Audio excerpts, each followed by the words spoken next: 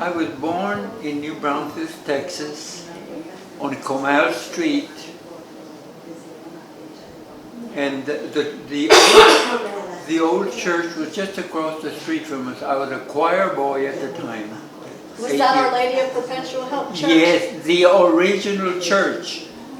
You know that the old one was torn down and they made another one. I was baptized there, and my wife and I were married right in that old church 73 long years ago. My name, Agapito Lara, I was named after an uncle of mine that served in the First World War, and they named me after him. And for some reason, it was now we've got the discharge paper and other papers. He served in France. He was a corporal, so they named me after him. And he's buried unknown to, nobody knows about it, but I've got the discharge and all the paperwork. On my own, I went and paid for a tombstone to be put there for him. Okay, I was named after him. I never knew him because he died before I was born. We lived at a time when times were very rough, sweetheart. Boy, I'm telling you, Dad would go off someplace out of the States, and I'm out there alone taking care of me, my daughter, my sister Luisa, and my mother. I didn't have the luxury of taking time out to go play in after school. By the way, the school where I went to was divided. I couldn't go with the Anglos because the city wouldn't allow it. I think it might have been the law at the time. I don't know. 1933, in fact, they built a school for us especially. And I went right by the Anglo school, you know. I walked right by it. I had some beautiful teachers. And what was the name of your school? Stephen F. Austin. Okay. By the way, we were a little bit better than the blacks. The blacks had a tin school. I forgot the street name. But they inherited our school when we were able to commingle with the Anglos at school, okay? They inherited our school building. Anyhow, Dad would be off someplace and I'd have to go out and hustle, doing anything to bring in food for the family. They wouldn't pay you in money. I knew that I was going to get something. Now I've got to find a way to turn whatever they gave me for my labor, turn it into money. Luckily, there was a place, a man. Let me see if I can remember his name. I'll think of it in a minute. I can't. You know, it's not like normal people can remember things. You know, but at my age, I forget. But the name is going to come up. He would buy anything that. He would buy skins from animals, you know, we'd cure them and he'd buy rubber, he'd buy newspapers, anything. And I would have to hustle, find something, convert the thing that I got, convert it into money for the house. I hope I can think the name of the man. And I've always been interested in mechanics. Even when I was 6 years old, I can even recall something that I don't know, it stuck with me. There was a truck selling watermelons, and I went to look at the truck. I was interested in, I was only 7 years old at the time. And the truck had solid wheels, metal wheels, and of course they had a cover of rubber all around it, and each wheel was driven by chain. It was a big truck, and it amazed me how I compared it to a bicycle. You know, a vehicle, yes, with chain. So okay, Dad would be off someplace, and many times I wanted to learn music, and the school had a program where if you wanted to learn music, you could apply, and a teacher would come by, and they formed a school band. And they handed me a trombone, so I was so lucky. I took it home, and Dad came home from work. He was working, I don't know if he was working, he came home. He said, "You take that thing back tomorrow. You can't be involved in something like this because you got to help me with the household." So I took it back. That broke my heart, of course. And but we had some beautiful teachers. I can remember one, Miss Roberts. She never married. Red-haired lady and a beautiful person. I'll never forget it. I talked with her even one day before she died. I talked with her. I kept in contact with her. Now this is about 34 years ago. She died and she remembered me. She was a beautiful person. We were so poor that she would, there was no handouts, you know. If you didn't work, you didn't eat. But she would always look after us, you know, and we could even have soap at home. So somehow, and I remember the name of the soap that she sent for. She sent for a box of soap, Life Boy, B-O-U-Y, I think it's a Life Boy. And she distributed it among the kids. All of us, we got a bar of soap from Mrs. Roberts. Okay, here we go. Back then, during the Depression, there was a law that you couldn't make or drink beer because it's called Prohibition. But there was a lot of houses that made beer for sale. And Dad was sick at that time. He said, "Sonny, we're going to have to do something.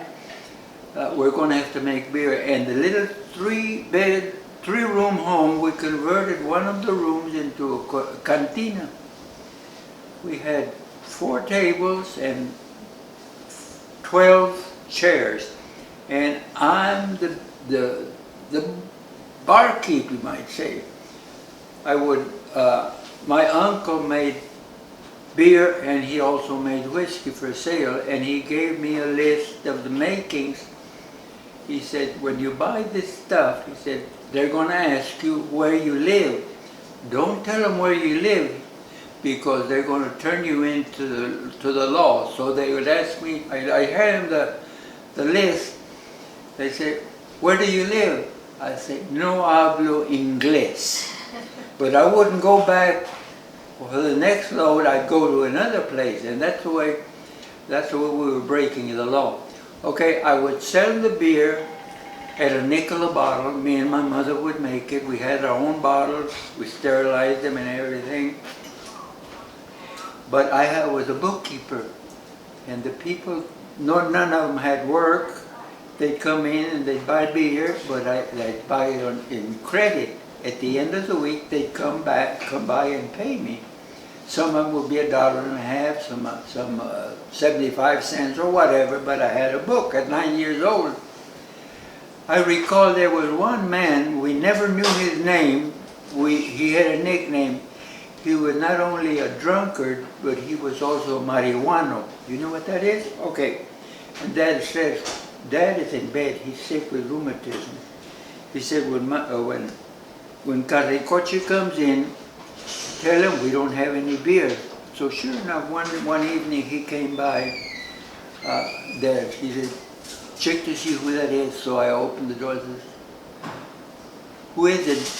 Dad said, I said, "It's Carricoche." We never knew his name. He said, "Tell him we don't have any beer." So he said, "Okay." But the man next door, I even remember that family's name. After 80 years ago, I can remember that family's name. Jose Luis Roque, the family. and he also made whiskey and he made beer. So Carricocho went and asked the man if he had.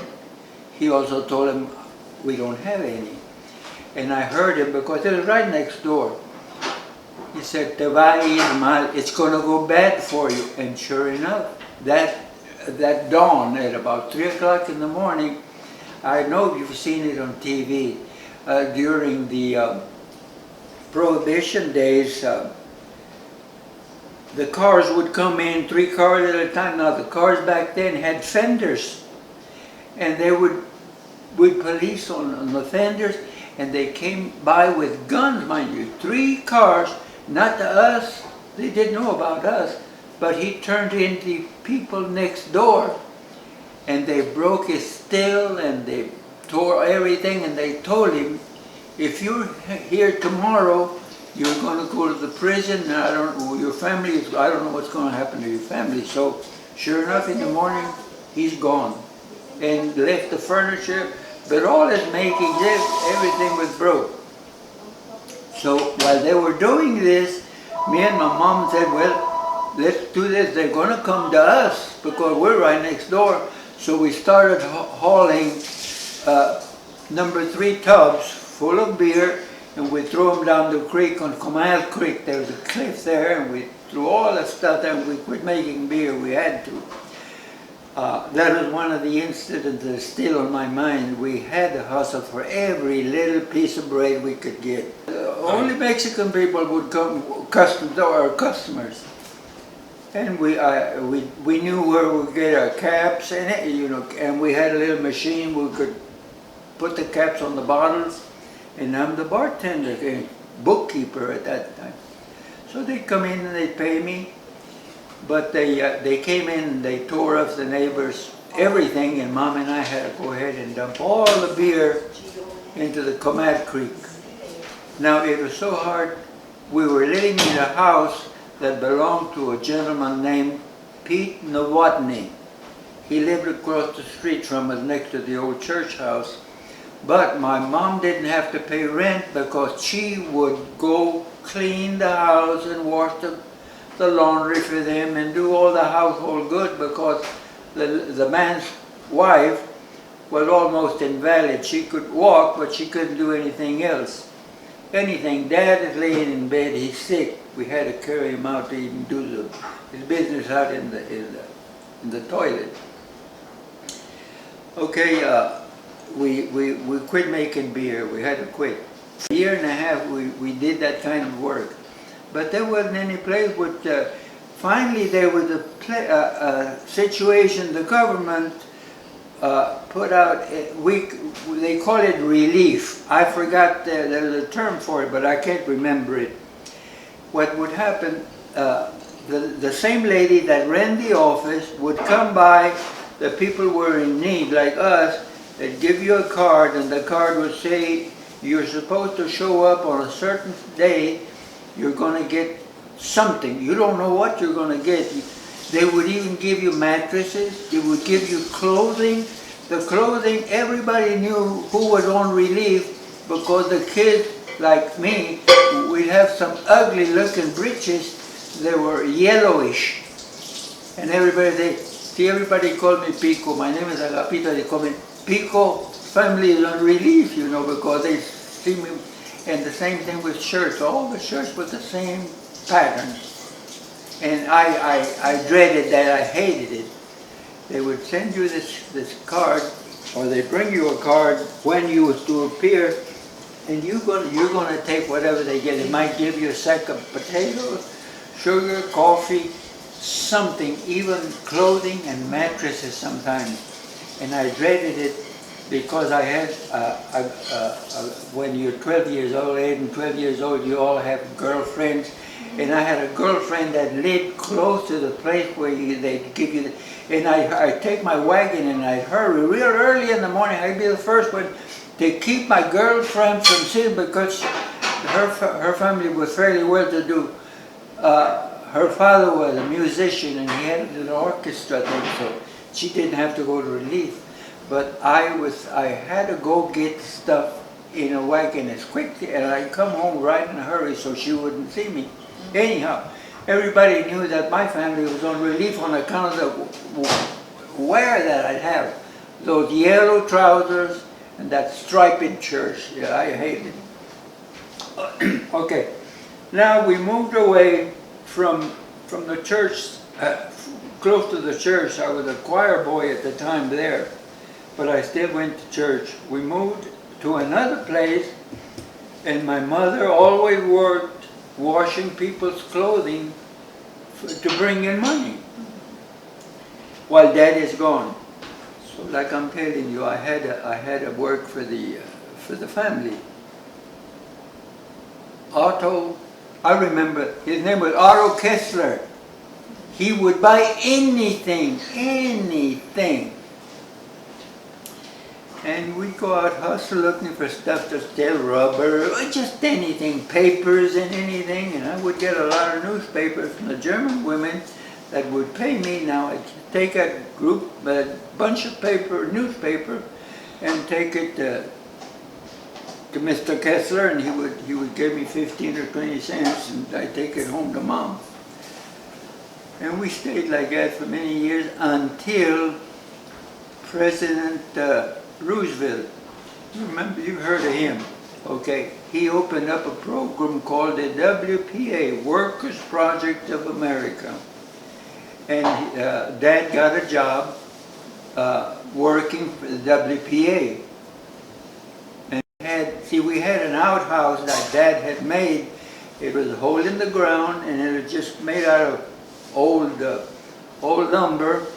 And they had a program to hire people to manufacture concrete, it was a hole made out of concrete with a platform, and we were so happy that we were issued one of those things, and it was brand new, you know. They even furnished a bag of powder, I forgot what it was. Lime? Lime, yes. Oh, yeah. And we were real happy. It was made of concrete, and then a new building there. Oh, we were so happy. And Mom would always have to work cleaning houses or washing clothes for people, you know, to subsist. And then my dad would always take us out. I forgot what the months were. It was during the summer months, because it was hot on Old Billy Hill. We'd go pick cotton in East Texas. The sun was so hot, it was terrible, and the mosquitoes would eat you up alive. But here we are, we're picking cotton there. And we were so bad off that I didn't even have shoes. See, what we would do, me and my dad would take 3 rows. I'd pick one side of my row and some of the inside row, and Dad would pick most of the outside and most of the inside also. But I had to walk on the shade because I don't have any shoes to keep the sun from burning my feet. They were so terrible, and the mosquitoes would eat you up.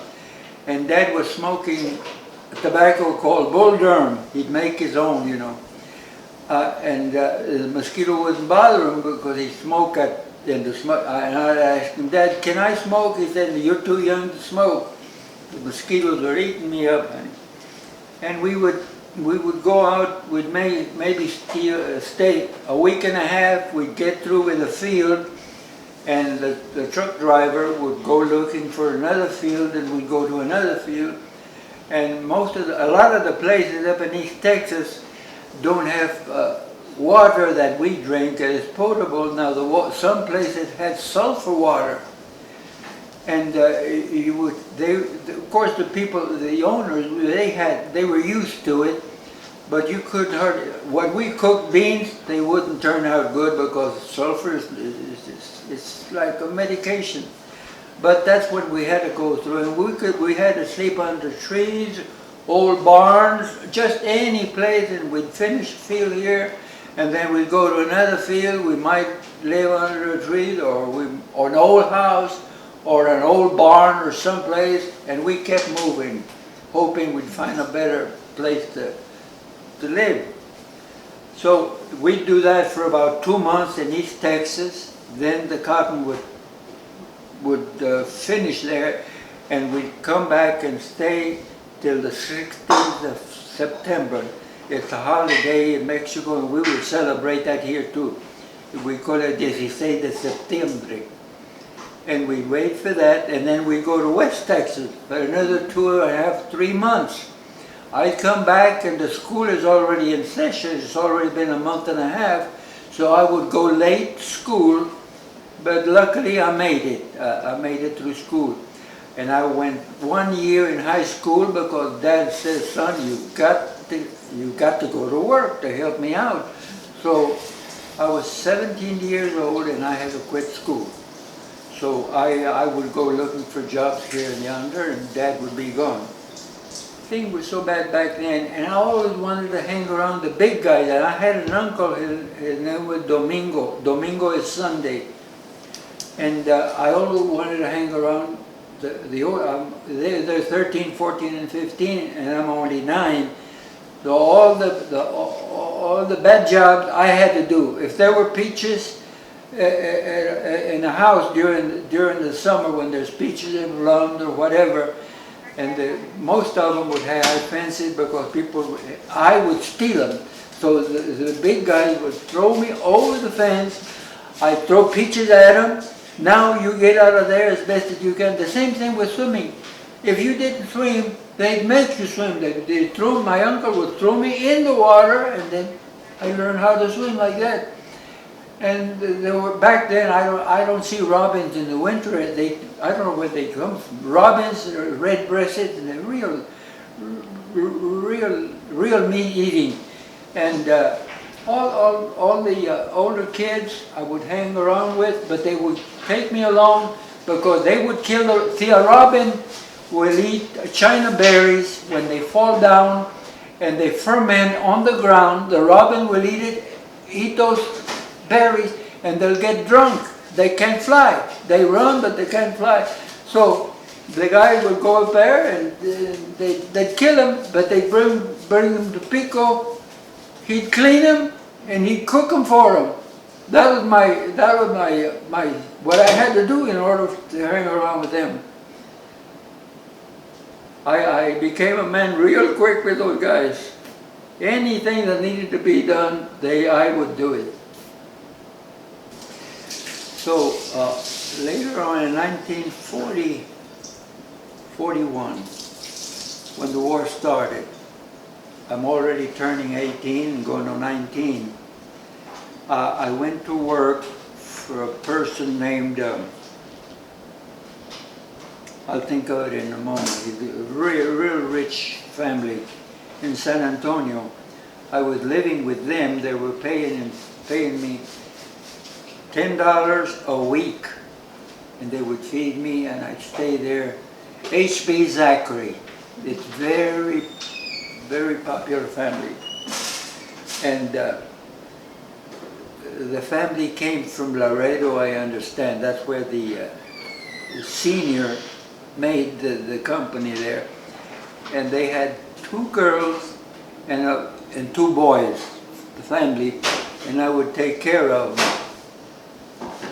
And I remember Jimmy was the youngest, and they could all speak Spanish because they learned it in Laredo where they were living.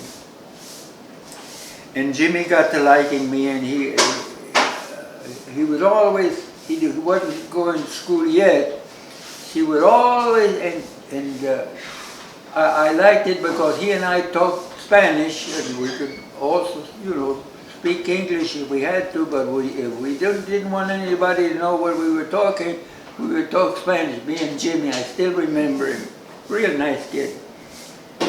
One day I remember I would take care of the kids, all 4 of them. There was a horse stable down below, right below them, and they had some horses in those stables, and I had to take care of them. I had never ridden a horse in my life, so they say, Agapito, you go with the kids there, the 4 of them, you take care of them, they're going to issue you a horse there. And the horse they issued me had one blind eye. And it was not Western saddle, it was English saddles. They had no horns in them, you know.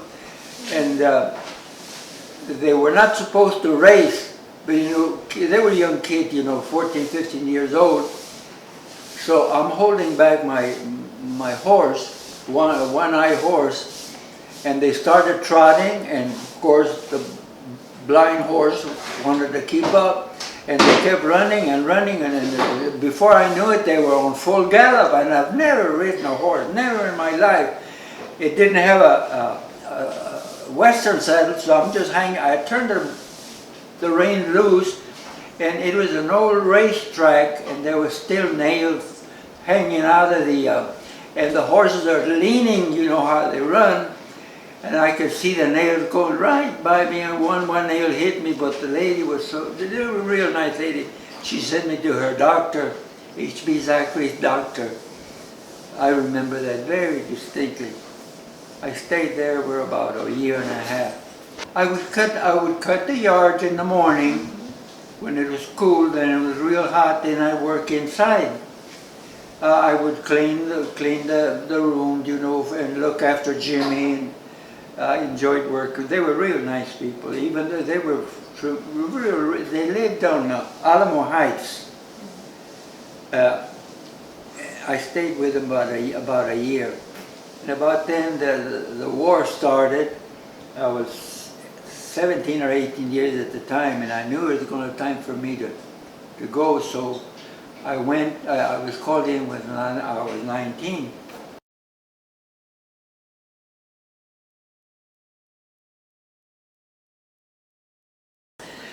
All right, okay. We'd go to West Texas to pick cotton also. And while we were up there, the war broke out in 1941, and I'm 19. I was just turning 19, so I knew I had to come home because I knew I was going to be drafted, and sure enough, I was drafted. So I went and took my basic training in a camp in Missouri. So I came home on a furlough, and my folks were already picking cotton in a place called La Mesa, and I had to go and say goodbye to Mother, and she gave me my benediction because I was heading for the Pacific. The Pacific was very bad up there, but my training was a medic, and I remember one time we're waiting for a ship to come in, unload wounded people, and that same ship was going to take some new medics back to the islands. And it was a bad situation there because the Japanese were very earnest in killing the medics, because each company has one medic, and if you lose that one medic, you may have to wait 2 or 3 weeks for a new medic to come in. So the Japanese would shoot at the Red Cross on the helmet. So I'm already trained for a medic, waiting for a ship to take us back to the islands. One day a sergeant came in the morning, he said, you go pull medic duty at the hospital today. And it was just giving injection and minor stuff. And I walked into the room, and there must have been 50 patients there, all young kids, 19, 20, and some of them were 21, all wounded. And I asked the first one, I said, what line of work were you in the Army? He said, I was a medic. They all had head wounds because the Japanese would shoot at the head to get you out of commission, so it would hurt the whole company. And I said, what in the hell am I getting into? I'm waiting for me to take that guy's place up in the islands. I remember that very distinctly. Luckily, while I'm there, the war with Japan ended. No, the war, yes, the war in Japan ended. They dropped the bombs in Hiroshima and Nagasaki. Now the Germans had already surrendered, but there was a lot of Nazis walking around loose, you know, doing harm. So they turned me into a constabulary. I had to go to the school to learn Germany, and we were rounding up Nazis. We only, my companion, we only found 2 or 3 of them. We didn't find, there was some, but we didn't find that many. And I learned German up there. I was very glad to learn German. First off, you know, I'm learning German. Was ist ein Rahmen? Was du in dem Krieg? And they all had to show papers. Even the women folk, they all had papers proving that they were, most of them were, they claimed they were not Nazis, they were not Germans, even though they had to do what Hitler told them to do. And we found a few of them on their papers. I would read the papers, and by God, they're SS troopers in the SS. So my partner and I, we only found 3 of them, but that was my job there. I had to learn German. So I came back, and I got discharged. I got $350 mustering out pay.